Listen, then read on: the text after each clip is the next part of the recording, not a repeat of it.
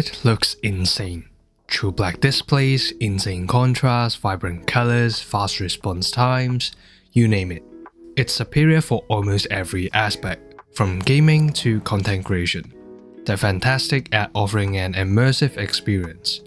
I've seen top-of-the-line LG OLED monitors in person and I almost bought one on the spot. What's stopping me from doing that though is OLED's burn-in issue, and obviously the price. I know manufacturers have rolled out loads of protective measures like pixel shift to prevent burn-ins, but at the end of the day, the risk is never zero. So instead of getting an OLED, I picked up this Mini-LED monitor from MSI a week ago. It's called the MPG 274URDFW E16M. Such a long name, isn't it? Well, it also comes with a long list of features that regular LED backlit monitors don't offer. I'm not gonna explain each of them in detail, but all you need to know is that Mini-LED backlight technology usually delivers better contrast and deeper black levels. Let's have a quick comparison between my old LED monitor and MSI's new Mini-LED monitor. They're both at the same brightness and are showing the same black image. The Mini-LED monitor displays a much darker image thanks to its 1152 dimming zones. It's definitely not true black display OLED offers, but it's a big step forward from LED backlit panels. The next test is gonna be the blooming test. Blooming is a common issue in Mini-LED monitors, which occurs when bright elements are displayed on a darker background. For example, the UI elements in YouTube videos. However, when I'm comparing the monitors, I didn't really see any blooming issue on this Mini-LED monitor. The black levels around the UI elements stay clean and dark. Aside from contrast, color accuracy and vibrancy are also significant for Mini-LED monitors. You can clearly see that Mini-LED's display is much more vibrant and colorful thanks to its quantum dot technology. Its color coverage is impressive too, 98% for DCI-P3 color space.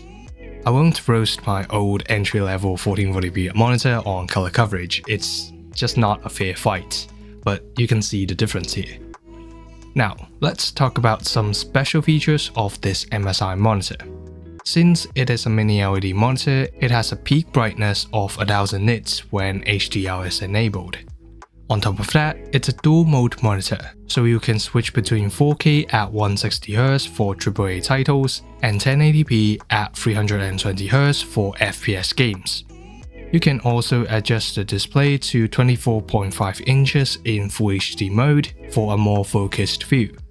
It also supports Adaptive Sync, NVIDIA's G-Sync, and AMD's FreeSync Premium to eliminate screen tearing issue, giving you a smoother gaming experience.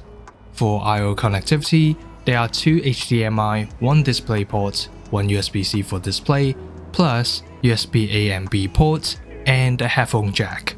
The USB-C port can deliver up to 98 watts, so you can power a laptop and run a single cable setup. There's also RGB lighting behind the monitor, but I just can't sync it with Mystic Light whatsoever. It could be a firmware bug, but come on MSI, this monitor was released a month ago and this has not been fixed yet. So, are Mini-LED monitors the best in the market? Well, it depends on what features you value the most. If you're seeking excellent visuals and colors, OLED remains superior. With that said, OLED burn-in is not a small problem. Mini-LED is the best option for avoiding it while maintaining excellent vibrancy, contrast, and black levels. I would love to have an OLED monitor, but the risk of burn-in is much higher when part of the screen doesn't change for a long time. Video editing is one of them. The UI stays there for hours when I edit.